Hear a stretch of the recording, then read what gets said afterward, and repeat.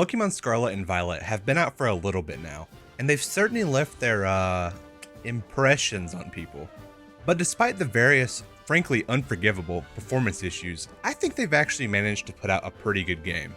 So of course, being the avid Pokemon master that I am, I forked over my money and dusted off my Nintendo Switch to see what the Paldea region had to offer. But I can't just enjoy the game as it is. No. I've got to add a little spice to the mix or it just won't come out right. So going into my very first playthrough of Pokemon Scarlet, I added the following rules. I can't use healing items during a battle, and my Pokemon can't hold items either. For some reason they decided to take the set battle option out, but I'm gonna mash B button and make that a reality anyways. I can't use my starter, it's just a personal thing. I mean, they're generally pretty strong, right? I'll do my best not to overlevel and not spoil myself for gameplay stuff, but it's open world, so bound to happen some. And I gotta catch a shiny before the game's over. Stop! But actually, the title says use all shiny team. Well, I did use an all shiny team, but it started out being only one. I developed an addiction I didn't expect I had. But I really enjoyed my time exploring the Paldea region, and my journey went a little like this. I find myself studying after having made one of the most basic looking characters ever. Going downstairs to meet a squirrel, my mom, and Academy Director Clavel, who came personally to deliver my school papers. Yeah, I bet. He's definitely here for old mama. But without delay, I go upstairs and grab my things. Oh god, I hate this hat. Ugh, just look at it. And after having met the three starters, Fuecoco, Sprigatito, and Quaxley, I walk my way down the street and meet our school senior, Nemona, who is also apparently a champion level trainer. I choose Fuecoco as my starter and name him Fireligator. I know, very clever. Where Nemona, in classic rival fashion, immediately wants to beat up on the new kid, not knowing that I am in fact the protagonist of this story and gets clapped up very quickly. Onto the first route though, I'm forced to catch a Lechonk, who I immediately used as my starter, boxing Fire Alligator, and quickly falling off of a cliff, only being saved by my cell phone of all things. I tame a hurt dinosaur with a sandwich, the ultimate medicine of Paldea, and like a reasonable person, follow into the dark cave, where he repays the favor and saves me like he was Superman or something. When I meet Arven, who is creepily staring into this lighthouse, and of course he has the Pokeball for this monstrosity that's following us now, kindly giving it to us after losing a Pokemon battle. I explore the first area in City Los Platos, catching various new Paldean Pokemon before coming to the gates of Mesagoza, where I can finally free myself of this god-forsaken hat. Ah, much better. I smack up Nemona again with a Paldean Wooper and enter the heart of the Paldean region, grabbing some much-needed sunglasses and heading to the Naranja Academy, when I, the alpha trainer around, stop a stereotypical scene of bullying from Team Star. When I finally make it to school, where I introduce myself to my classmates who seem to be struggling in their own ways, before exploring the academy and talking to various teachers and students. Finding Arven in the cafeteria, which after warming up to me, explains how these giant Pokemon are guarding certain herbs around the map, and felt comfortable sending me on a quest to find them. Still dazed by that, I get a phone call from a stranger, saying that everything has been hacked and they need my password to fix it. Eventually getting to the point that they request I take down the entirety of Team Star. Awfully needy bunch of students, huh? But even Director Clavel decides to help, so I guess I can't really refuse now. And to no surprise, our battle-crazed friend Nemona puts us on the traditional path of becoming a champion of the region. Well, of course I'm gonna do that. And she's not going to be too happy when I beat her in record time. Speaking of time, some time passes and the Academy sends all of us to find our treasures, which is something we have to discover for ourselves throughout the journey. Sounds like an easy A. I gain access to my dinosaur bike and can finally start my free journey throughout the region. While exploring the first real area of the game, I come across all kinds of different Pokemon, catching new ones like Tinkatink and Charcadet, and entering the humble city of Cortando, finding an ice cream stand that doesn't even have cookies and cream. I mean, come on. It's the best flavor and I won't have anyone saying otherwise. Before eventually deciding that it was time to get started on the gym challenges, where I'm tasked with rolling a giant olive through this course. Being the responsible trainer that I am, taking the easy course and wrapping it up as quickly as possible. Finally coming before our very first gym leader, Katie, who is a pastry chef and a master of the bug type. Katie sends out a new Pokemon, Nimble, and I open with Charcadet that I found while exploring, whom I immediately terrestrialize, tanking a double kick, and one-shots the Nimble with a boosted Ember. She then sends out a Tarantula, who also nearly gets destroyed by a super effective Ember, hitting me with a bug bite on the way out. Backed into a corner, Katie then sends out her ace. Teddy Ursa? Last I checked that was a normal type. Oh, I see. That's gonna be the gimmick, huh? But the now bugged Teddy Ursa takes a huge chunk of damage from her critical fire spin, but even then almost takes out my Sharkadet with a powered up Fury Cutter, before finally dying to an Ember. That was honestly way closer than I wanted it to be, but with that, I got my very first gym badge, commemorating the occasion with a picture and a cupcake. With our first badge in our pocket, I journey to the eastern side of the map, finding a very rocky and mountainous area, getting ambushed by a wall crab, and get my very first glimpse of what I can only assume is the Rock Titan. I continued to explore for a good bit, going to the top of a tower, finding a chest at the top, and as a Dark Souls veteran, I just knew that this had to be a Mimic or a Pokemon. Where after far too much exploring, I decided that it was finally time to face off against the Stony Cliff Titan, Cloth. I open up with a Tinkatink, whom I terrestrialize and select Metal Claw. Cloth decides that he'll block me from escaping, but this little guy is here to fight and does about half of his HP. Proccing Cloth's new skill, Anger Shell, which boosts every single stat and lowers his defense stats. That's a super cool ability if you ask me. Cloth hits Tinkatink with a pathetic Vice Grip and gets hit with what I would have thought had been a fatal Metal Claw, but he takes it like a champ and just runs away like a little coward. So I follow him back to his little hidey hole, where he juices up on his performance enhancing herbs. I'm assuming this is where the real fight would begin. And back to a similar scene as before, but this time with Arven's help. Cloth does a lot of damage to me with a Rock Smash as I counter with a much less effective Metal Claw. Arven's Shelter decides to use Leer. Good job, not like you're a water type or anything. But after another turn cycle of basically the same thing, Cloth takes out my Tinkatink with a Rock Smash. As I send out my next Pokemon Sharkadet, Shelter finally decides to use Water Gun, wrapping things up nicely. Overjoyed about the sweet Herba Mystica we found, Arven cooks us up some nice looking sandwiches, and I give mine to Koraidon, who gains the ability to dash, thank God. And with the first Titan under our belt, we learn that Arven might actually be hiding something from us as we set back to our journey. Leading me to the point where I felt that I had enough access to the map that I could start my shiny hunts. Stumbling upon a place that Axew could spawn.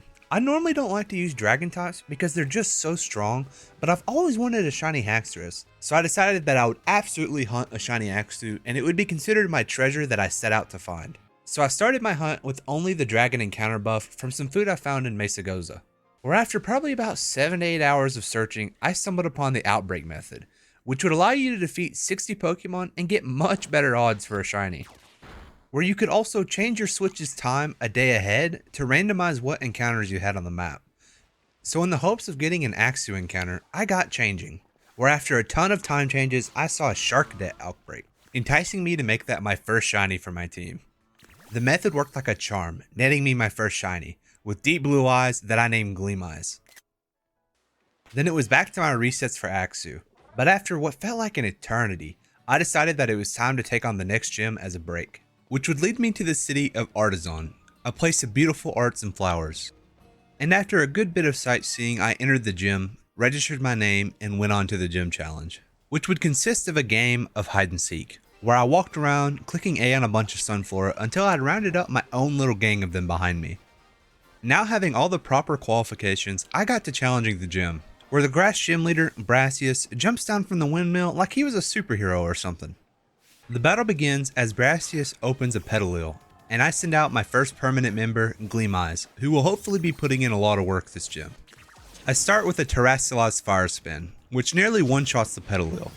Had I gone for Ember, it probably would have died, but he retaliates with a Mega Drain, dealing a measly damage and slightly healing itself.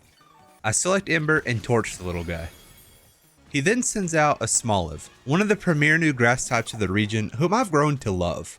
Having no mercy though, I hit it with an Ember, which nearly roasts it upon arrival.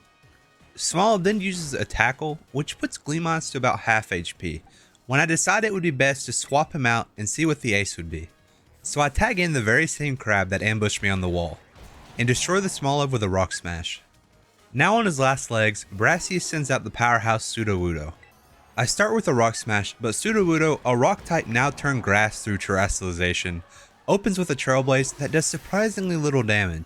Trailblaze also raises speed, and having its speed raised would be a problem if the fight went on for too long. So I switch over to Rock Tomb in hopes to fix the issue, but it actually does more damage than I would have expected. Klawf is kind of a house.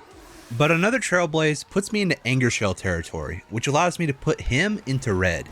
But with a lower defense, I figured this was it for my crab, but he tanks the Trailblaze, leaving him at 1 HP. So with one final Rock Tomb, Sudowoodo falls, netting me the victory as I collect my prize, the Grass Badge. With that little side quest out of the way, it was back to the Axu hunt, when I finally found the outbreak and started the slaughter of all the Axu that were unfortunate enough to not have that pink ring around their neck. Before finally, my treasure was spotted at the edge of a cliff. As I threw a Premier Ball, catching the little guy, I accurately named him, well, Treasure. Man, I can't wait for this little guy to evolve. All 3 stages of this line look so good as shiny. Shortly after this, I figured it was time that we evolved our trusty partner Gleam Eyes, so I tossed him the auspicious armor that I killed a bunch of Bronzor to get. And Gleam Eyes got the glow up he deserved, gaining Psychic typing and learning Psyshock. Once again, it was time to explore. Now with 2 of the 6 shinies acquired, I caught sight of something I did not expect to see in a Pokemon game. A giant bird was dropping boulders down a mountain like it was a game of old school Donkey Kong.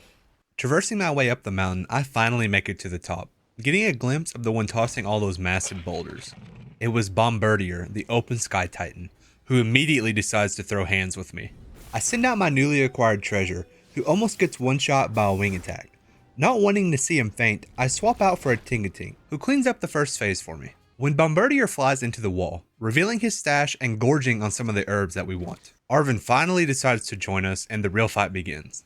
Well, first things first, I swap out treasure for the newly evolved Gleam Eyes. The Titan torments Nacli and gets hit with a smackdown, bringing it to the ground. Already doing much better than that shoulder. I get hit with a wing attack and retaliate with a fire spin, when Nacli uses Rock Throw, low-key carrying this fight. Where after another round of attacks, the Sky Titan falls to the ground in defeat. Arven and I enter the cave, finding the bitter Herba Mystica. He whips up a couple of troublesome looking sandwiches as we take a photo. As per usual, I give Koraidon my sandwich, and he learns how to swim. Thankfully, that should open up some areas for us. When we learn what it was that Arven was hiding from us, his childhood Pokemon, Mabosif, was extremely injured in the past, and these herbs are supposed to help him heal. I'm not crying. But it gives him enough energy to open his eyes, alluding to a new purpose for the Titans. However, with that, it was back to the wild where we took a dip in the water for the very first time. After drying off, I happened upon the first base of Team Star, taking out the 2 knuckleheads that were guarding the front gate. I get a quick rundown from Cassiopeia and Clive, who is definitely not Director Clavel, about how these bases work. In a nutshell, I have to smack around about 30 of the Grunts Mons using the new Let's Go feature before facing the boss of the den. When I come face to face with the Dark-type boss, Giacomo, riding atop what I can only assume is some amalgamation of a Pokemon. The fight begins with an absolute banger of a soundtrack as he sends out a Poniard alongside my own treasure. We exchange Metal and Dragon Claws respectively, with his doing more damage than mine. Treasure gets hit down to 7 as I go for a slash hoping for a crit, so I swap back into Gleam Eyes. Don't worry Treasure, you may be small now, but your time will come. Gleam Eyes immediately takes it out with a super effective Ember. So Giacomo sends out Revavroom. Holy, looks like my hunch was right and it's actually a Pokemon. Well, it's kinda cool. I terrestrialize up and get hit with a Wicked Torque before using my own Ember much less effectively. Then a Metal Song gets sent my way, but Gleam Eyes avoids it thanks to my help, hitting the Revavroom with a Fire Spin. 2 more rounds of Ember and a Wicked Torque go by, leaving us both dead to 1 more attack. So once again, I swap out for my Tinkatink, who seals the deal for us quite nicely, sending us into a flashback that reveals a little background about all the Team Star leaders. Basically, Giacomo was head dog in the absence of their actual boss, and he wrote a code saying that any boss who loses has to give up their right to the challenger. Therefore, netting us Team Dark's crew badge with a relatively good sportsmanship that I didn't expect. Director Clive, gives a quick spiel about how he should go back to school as I get a call from Cassiopeia, telling me that one of their representatives would be by to give me a reward. None other than Penny, the girl with the Eevee backpack that we said at the beginning. That's not fishy at all. But it was high time that I got more strict with my shinies, as I sat back out to find some new team members, when I decided that it would be Mareep as my 3rd member. Stumbling upon the pink sheep, I was trying to think of a clever nickname for him involving something pink and lightning. Pilk. I named it Pilk. Pepsi and milk. Yeah, I don't know. Next up, I decided that I wanted a shiny Vivillon, finding the snow white scatterbug that I named Marbles. And still feeling it, I farmed out a shiny gold weasel that I named Water. Get it? You know, water, otter. Alright, yeah, I'm sorry. All of a sudden, I was sitting on 5 of the 6 of a full shiny team. We had Gleamize, the Armoroge, Treasure, the future Haxorus, Pilk, the soon-to-be Ampharos, Marbles, the Vivillon, and our new Weasel named Water. Things were starting to come together. And it was around that time that I stumbled upon a giant worm-looking thing that was sticking its head out of the dirt. I'm guessing this was the Steel Titan that I saw on the map. Though it really didn't seem to want to fight, as I chased it like it was a game of whack-a-mole for the first phase. When I did finally make it to it, it has arms apparently? I mean, sure, why not? I hit the lurking Steel Titan with a terrestrialized fire spin, immediately sending us to the next phase, where Arven joins us, stating that it was really long. How observant of him. After powering up from his stash, Orthworm manages to dodge the fire spin while kicking up a sandstorm. An Ember connects, which barely comes short of ending this fiasco in one hit. Arven's Toadskull was literally useless this fight, and I take it out with another Ember. Rather lackluster, but I mean, at least we get to the herbs. Finding the salty Herba Mystica, we follow the usual drill, whipping up some sandwiches and getting the ability to jump higher. Mabelstiff's recovery continues as he regains his voice, bringing Arven to tears. This good boy is going to be up in no time. Wasting no time though, we make our way over to the very modern looking city of Lavencia, where after taking a look at all the local shops, I immediately make my way over to the gym. Nemona stops us in our tracks though and requests that we battle with her. I mean, if you like losing that much, who am I to say no? While the scenery of the battle was pretty cool, the fight certainly was not. Water debuted by killing Rockruff, Treasure kills Palmy, and soon after the Flower Cat. But with that little speed bump out of the way, it was back to the gym, whose challenge was presented by the streamer and gym leader Iono, who used me for views by playing a game of Find Director Clavel. Little did she know that I'm a master of Where's Waldo, so this went swimmingly. Hello, hola, ciao, and bonjour. We come face to face with the electric gym leader Iono, who seems more concerned about her stream than the beating she's about to take as the gym leader. Iono opens with Wattrel as I send out Marbles, a bad matchup for me as I take a pluck and hit with a supersonic, confusing the Wattrel. So I swap in Treasure, who eats a spark on entry, unfortunately paralyzing him. Unfazed by it though, Treasure takes it out with a Dragon Claw. Next up was a Luxio, who exchanges a bite for one of my own Dragon Claws, a pattern seen until the Luxio is down for the count. Iono sends out the new Pokemon Bellybolt, as I swap in Pilk, taking a spark on entry. We exchange a few rounds of tackles and water guns before I swap in Marbles, who confuses the Bellybolt and dies for a clean switch. I toss in Water hoping for a flinch on the bite, but he gets taken out immediately by a spark. But in comes Treasure, who outspeeds him and takes out this menace with a critical Dragon Claw, leaving only the ace, Mismagius, who electric terastallizes and takes out Treasure, but not without him getting one last Dragon Claw in. Out comes Gleamize, my last line of defense, who almost seals the deal as he dodges a Hex and incinerates Mismagius into red. And finally, through a Confuse Ray, and Astonish takes out Mismagius, earning us the electric badge from Miss Streamer with a timely pose. As if on a warpath though, I healed up my Pokemon as I found myself at the gates of the next Team Star base. This time, the Fire Edition, I had a hunch that Water was about to have a chance to shine. We meet back up with Clive and greet a little Sharkadet named Charlos. The grunts inside stood little chance as we mowed through them like a freshly cut lawn. Riding atop the usual, we come face to face with the Fire Base leader Mela, not thrilled about our war with Team Star. She starts things off with a Torkoal as I send out my Water respectively. The drought ability puts a bit of a hamper on my plan as I Terastallize up and use Water Gun, doing effectively nothing. A Flame Wheel nearly KOs Water, so I send out Gleamize, who takes out Torkoal with a few Psyshocks.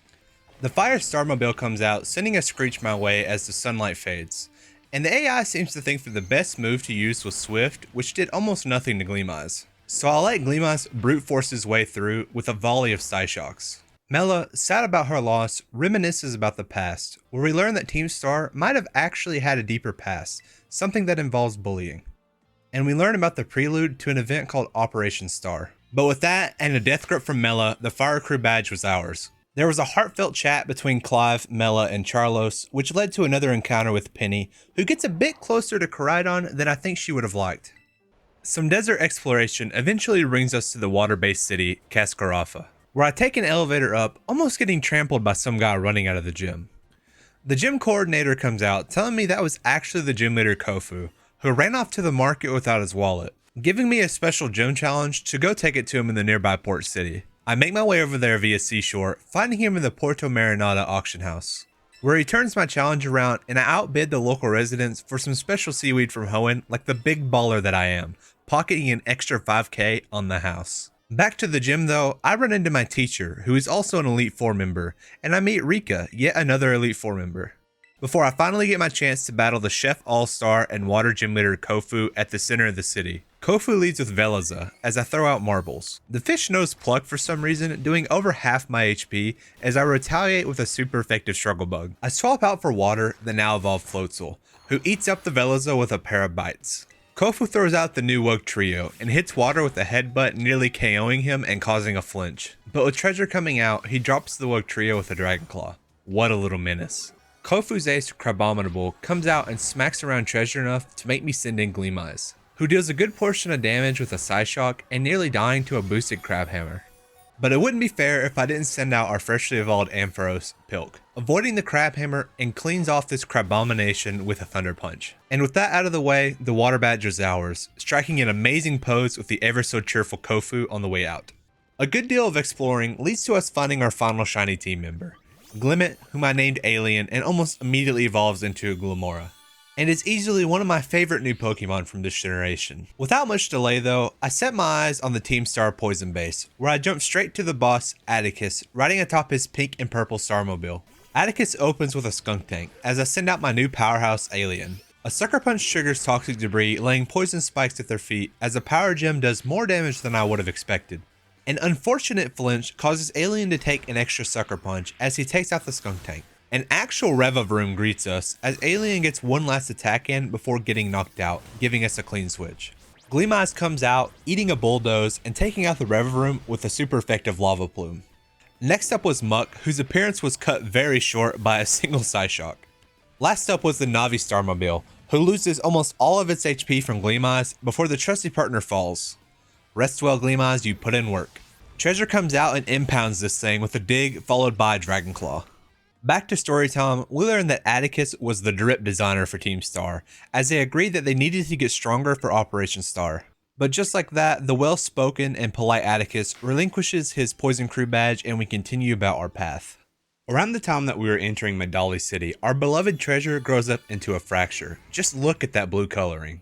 And as we enter the gym, Nemona catches us once more, requesting yet another battle. We agree, but she goes full try-hard, trying to make the best team for us. Back to the gym challenge, it was rather simple. We had to decipher the local delicacy of Medali. A medium serving of grilled rice balls, burned and with a lemon. Honestly, it sounds kind of tasty. This entices the most normal looking guy in the room to get up and fulfill his duties as the gym leader. Larry, the normal leader, was honestly so normal that it was cool among the other eccentric gym leaders. He opens up with Kamala and I with Treasure. Treasure gets yawned and takes out the Kamala with a pair of Dragon Claws. Out comes the Dunsparce and we swap in Marbles, who nearly dies to a Hyper Drill. Unfortunately sacrificed for the cause, Pilk comes out looking for revenge, and after a volley of Thundershocks, meets a similar fate as Marbles, coming just short. I send out Water, who cleans up their mess with a priority Aqua Jet. Lara's boss Pokemon is a Staraptor, and if my Sinnoh days told me anything, this could go pretty bad if I wasn't careful. An Aqua Jet does little to nothing, as a critical Facade takes out Water. Alien joins the battle, looking like an absolute unit while Terrasilize, and laughing off that same Facade that had just killed Water. Alien calms any worries I had though, as he just completely destroys the Staraptor with a pair of Power Gems. And just like it was another day in the office, Larry hands over the normal badge and some delicious looking rice balls while he's at it. As soon as we leave though, the current champion, La Primera, takes interest in the promised battle me and Nemona had. But I'll be honest, if Nemona wanted to impress her, she put up a terrible showing, as Treasure nearly mows through her entire team, only needing Marbles to clean up the very end of things. Onwards and upwards though, we trudge our way through the snow, finding ourselves in the spooky city of Montenvera. And I'm sure you guessed it, it was straight to the gym, where the gym challenge involved talking to MC Sledge and hyping up the crowd by tearing through some helpless trainers, and even himself in double battles. With a sufficient warm-up, the stage was cleared for the ghost gym leader Rhyme, as she rips into some poor convenience store worker. I decide to avenge the guy as I enter a double battle with Rhyme.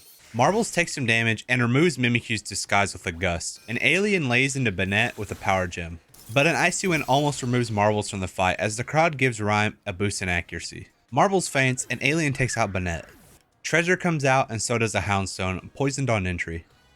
A Shadow Claw takes out the poor Mimikyu and the Houndstone vanishes with Phantom Force. In comes Toxtricity, putting my guys low with a Hyper Voice, eventually leading to a discharge that takes out Alien and leaving Treasure on 1 HP.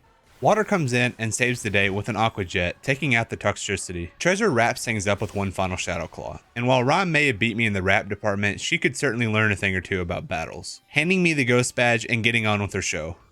Heading back to the Asado Desert, it was time to confront the hulking behemoth that was the Quaking Earth Titan. The Primal Dawn Fund greets my friend Water, who sends it packing with some powered up liquidations. Finding it not so far away, Liquidation does nowhere near the damage it was doing as a Stomping Tantrum nearly KOs Arven Scovillain. Another Liquidation and Razor Leaf brings it down to almost nothing as a Rapid Spin tickles Water, who uses Aqua Jet and sends this ancient beast back to the Paldean crater. We get our hands on the Sour Herba Mystica and the Ground Titan badge from Arven. Unfortunately though, the herb doesn't help out Mabelstiff very much and we have to bank all of our hopes on the recovery from the very last herb. On a positive note though, our journey got much more pleasant as we take to the sky and glide over the region. We next find ourselves doing a little upward spelunking as we open up to the plateau city of Alfornada. Just look at the view.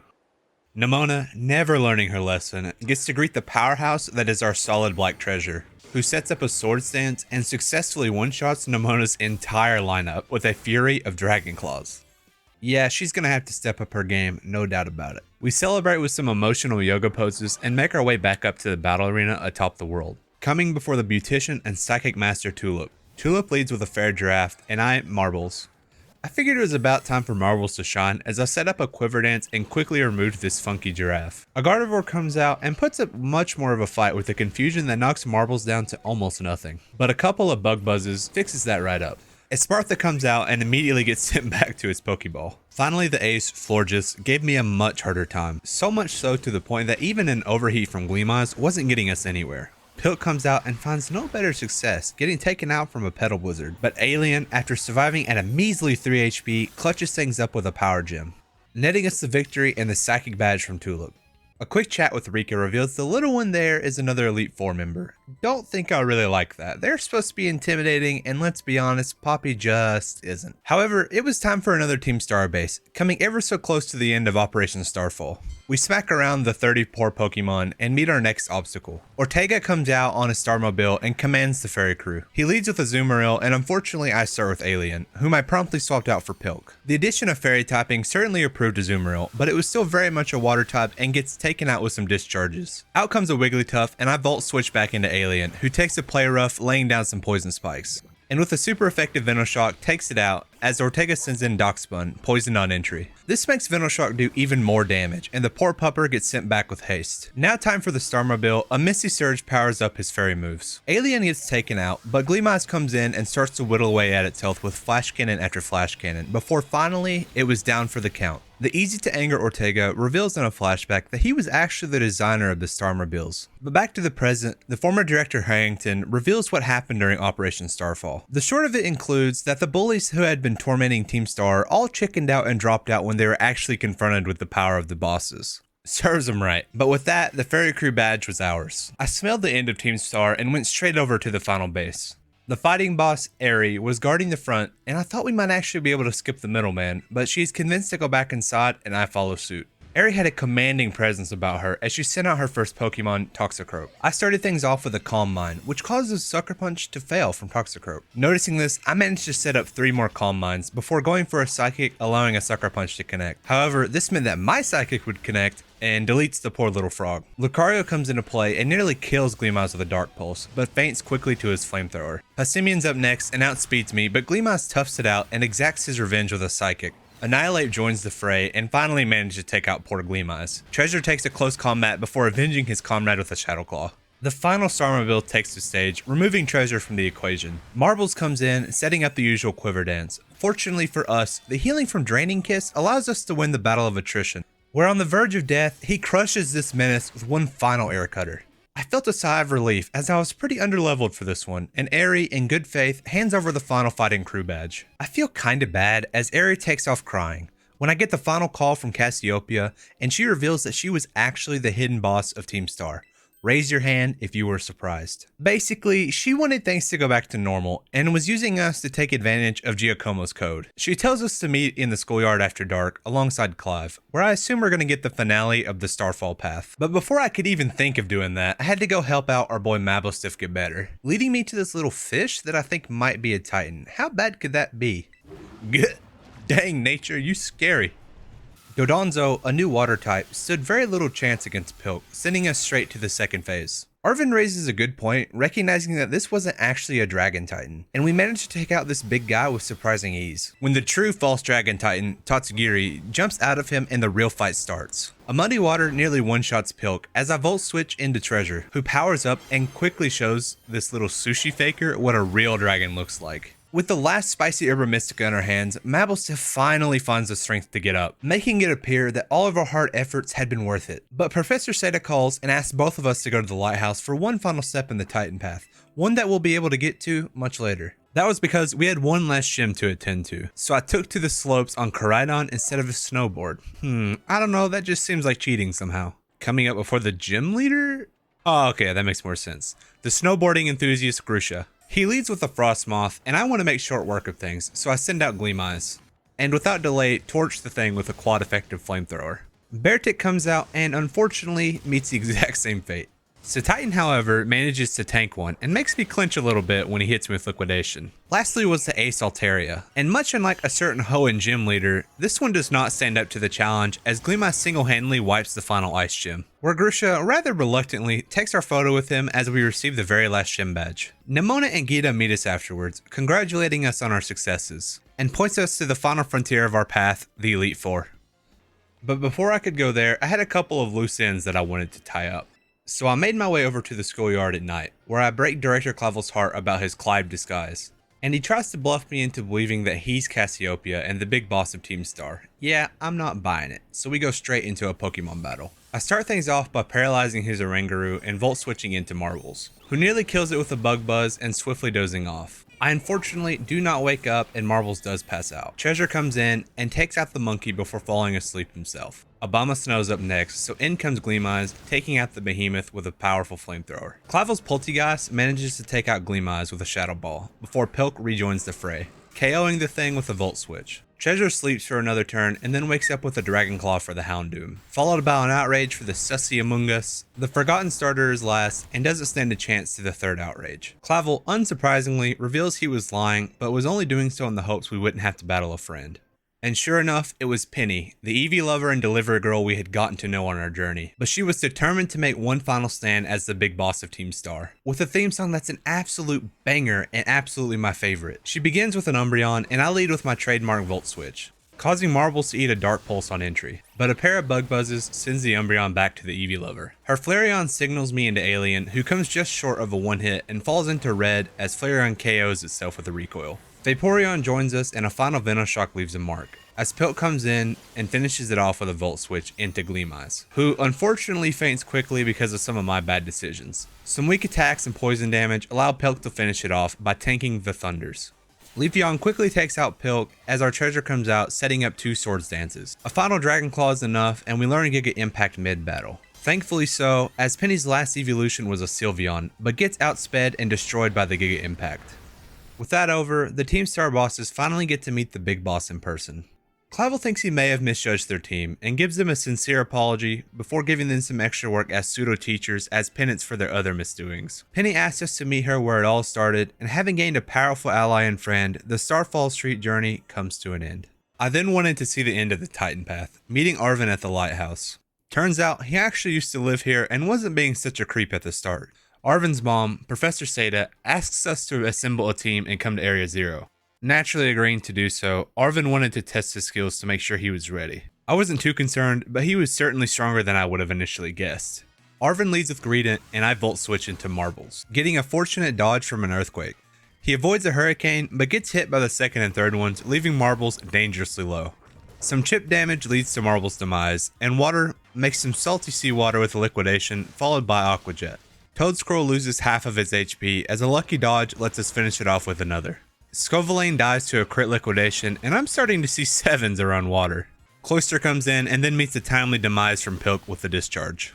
Last up was Mabelsif, which kinda rubbed me the wrong way since we had just spent so long nursing him back to full health. But he was certainly feeling better as he hit like a truck, tearing through Pilk and water with ease. But my treasure would never lose to a dog, ending this test with a terrestrialized outrage.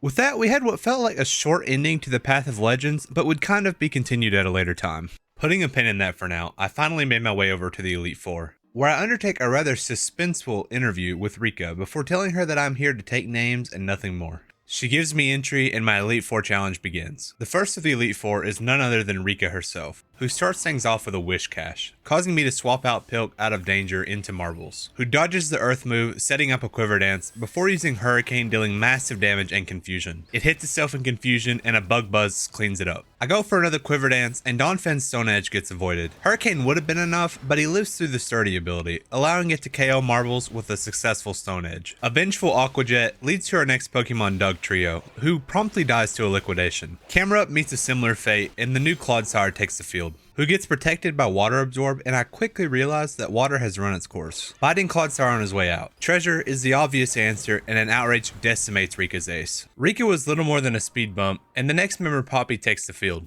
Pilk leads for us into Raja, paralyzing him as he sets up spikes. A pair of discharges isn't enough, and he faints to a high horsepower. The ever so quick Marbles finishes it off with a Bug Buzz, and Corviknight takes flight. Marble faints for a switch in, but not without Gleameyes avenging him with a fierce flamethrower. A Bronzong takes its place, so I take the chance for a Calm Mind, but he knows Earthquake, so I quickly take it out with another Flamethrower. Magnezone was pretty intimidating, but he lost the speed duel and survives with Sturdy. For some reason though, he went for Light Screen, which allows Gleameyes to take him out too. Her ace and Powerhouse comes out, avenging its friends with a Stone Edge. I foolishly send in Alien, and a Gigaton Hammer KOs him immediately. The water washes off our sloppy play with one final liquidation. Down goes Poppy, and out comes Larry, who was the unknown Elite Four member. Honestly, I was pretty happy. I mean, who doesn't like Larry? This time with a flying team, Larry leads the battle with a Tropius. Pilk goes for a Power Gem, and Tropius uses Sunny Day, which allows his Solar Beams to skip the charging time. I decide to save Pilk for later, Volt switching into Marbles, who takes an Air Slash and Quiver Dances before a Hurricane finally KOs Tropius. Larry's friend Staraptor stayed on the team and takes out Marbles. Pilk comes back and discharges this bird. He survives it too, thanks to a lucky Paralyze, and gets to out the Altaria with a Power Gem. Oricorio finally takes out the soldier that is Pilk, and Alien takes his place, who easily kills it with a Power Gem. But Flamigo sends Alien packing with an insanely powerful close combat. And lastly, Gleameyes and Flamigo take each other out with a Flamethrower, followed by Brave Bird Recoil. A much more satisfying fight with Larry overall. The final Elite Four member was none other than Hassel, our Naranja instructor and last obstacle before the champion. A Noivern starts things off, trading blows with Pilk, before Pilk ensures his survival and takes it out with a Volt Switch. Gleameyes stares down a Dragalge and nearly dies to a Hydro Pump before Psychic sends it packing. An inferior Haxorus to my own comes out, and I let Gleameyes fall so Treasure can take the field. I decide to show him what a real Haxorus looks like, so I go all out with an Outrage, which easily takes out the incoming Flapple and even his ace, Baxcalibur. That Hassel is a real dragon. With that, the Elite Four were felled. They all gave me their best as I headed towards the elevator for my final fight with the top champion Gita. The battle takes place atop the Elite Four building in a secluded area that gives off an air of finality. Espartha takes the field, and so does Pilk, who eats a Lumina Crash and does his favorite Volt Switch. Marbles taking his place, finishes off the Ostrich with a Bug Buzz. Up next was a menacing King Gambit. Stone Edge removes Marbles from play, and Gleameyes prepares to fight, with a vengeful Flamethrower that ends the False King. She sends out an Avalugg, who immediately gets taken out. A rather questionable decision. Veluza takes its place, and I switch back into Water. Taking the liquidation with ease, a super effective bite isn't enough, and he falls to a Psycho Cut. But Pilk rejoins the fray and misses a Thunder, and then another, falling to a liquidation. Unfortunate. But our boss man Treasure Dragon Claws the fish, and we get Ice Fanged before taking it out. Go-Go is next, and I switch back into Gleameyes, who uses the newly learned Armor Cannon to burn that goat to a crisp. A Glamora is her ace and will always be inferior to our Alien, but it does take out Gleameyes with an Earth Power. Treasure, in spectacular fashion, unleashes the final outrage that causes Gita's Glamora to crumble. And with that, we become champion ranked, receiving praise from all those we had just beaten to achieve that goal. As we leave, Nemona is overjoyed by our success and wants to have one final battle in the center of Mesagoza. Everyone gathers to see the final fight between Nemona and I, where she seems overjoyed and I'm a little confused because she hasn't managed to beat me a single time yet. Regardless, our battle begins with Lycanroc and Pilk taking center stage. I have to take a drill run and volt switch into Water, who promptly destroys her Rock Dog with a liquidation. Her Palmy shows its face and I swap into Treasure, who eats up the double shock as he comes in. A close combat nearly takes out Treasure, but a Dragon Claw is all it took for Palmy. A new Dunsparce causes me to go for Outrage, and he too falls to Treasure. She sends out Goodra, who like always meets its demise at the hands of an Ace Dragon.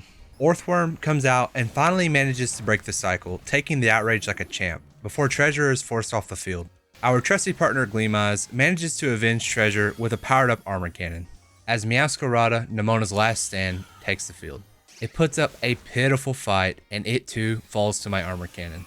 With our victory secured, Nemona finally acknowledges that we are stronger than her. Acting like we hadn't beaten her relentlessly before, we display some healthy sportsmanship as the crowd applauds our battle. And just like that, we come to the very end of the champion's path. But our journey isn't quite over yet, as we still have to make good on our promise with Seda.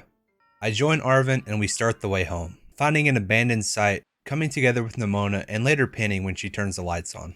Seda recognizes us and instructs us to make our way to the center of the crater, all while rather coldly ignoring Arven. So we all pile onto Koraidon and Hail Mary our way into the giant hole. At the bottom, we find a place that almost seems frozen in time. Weaving between many different kinds of strong Pokemon, we make our way to 4 different research bases, where Seda instructs us to release the locks for the lab at the very bottom. And as we make our way to the next lock, we encounter our first oddity, later to be known as a Paradox Pokemon, where after a short battle with Screamtail, we get a better description of these ancient Pokemon from Seda. Deeper and deeper we went though, and I was constantly impressed with both the sounds and atmosphere I was going through. As we unlock each station, we continually learn things about each other's past, growing ever so slightly closer. When we learned that Koraidon was actually a Paradox Pokemon, one that Seda had protected when Arven was younger, explaining his dislike for the Pokemon and why he had the Pokeball at the very beginning. We open up to a vast cave covered in crystals, which turned out to be the source of power for the terrestrialization balls we had become accustomed to. At the last station, we're greeted by a distorted voice as Arven suspects something isn't quite right with his mom. And with the last lock, the main lab opens, making another Koraidon appear. The pair had a territory fight, explaining why ours was so hurt at the very beginning. And after battling some escaped Pokemon, we make our ways inside, where we get greeted by Professor Seda, or so we thought, as we are informed that the real Seda is actually already dead. Man, that's kinda sad for a Pokemon game. And what we are speaking to is actually an AI created with her memories. AI Seda takes us down to the source of the Paradox Mons and tasks us with turning the time machine off so the region isn't flooded with overpowered Pokemon, warning us that it is literally in her code to defend it and that she would be our final obstacle in our long journey. The final fight with AI Seda begins with yet another banger of a song as she sends out a Slitherwing. Pilk loses half of his HP and Volt switches into Gleameyes, who takes a critical leech life, putting him in danger, as he lets loose with an armor cannon that nearly KOs the Slitherwing. Sadly, I have to sack Gleameyes so Water can come in and cleanly take the thing out. Fluttermane is next, and this goes almost really bad as I get hit with a Thunderbolt, but Wave Crash is all it takes to eliminate it and itself from the accidental recoil. Alien takes a stand, using Sludge Wave to damage the Screamtail before he too falls. Pilk survives the hit and the foe finally faints. Brute Bonnet comes out and Pilk has to take a rest. Marbles comes in and performs his duty with a Quiver Dance, taking the payback and bug buzzing his way to the KO. A Primal Magnemite had enough of his antics though and silences Marbles. On our final stand, I send out our best hope, Treasure, who eats Earth Power and uses Dragon Dance, thus allowing him to effectively kill the Sandy Shocks before showing Roaring Moon that, ancient or not, he was not the top dragon around. Everything goes black, but it's not quite over yet as we explain to everybody what has happened, and Arven realizes the reality of the situation, when suddenly a final protocol is initiated to protect the machine. AI Seda begs us to run as our Pokeballs get locked and the second Koraidon shows its face for a fight. But our Koraidon finally musters the courage to take his battle form again, so hope is not lost, and after several turns of filler, utilizes a Terra Blast to take revenge on his rival. With the protocol still not stopping though, AI Seda realizes that as long as she's there, it can't be stopped. So in a valiant sense of humanity, she sacrifices herself by sending herself to the past, adding to the sadness that was Professor Seda, thus bringing the true end to our journey, one that would have not been possible without the help of all of our shiny friends. We walk off into the distance, comforting Arven for his loss as we all set goals for the future.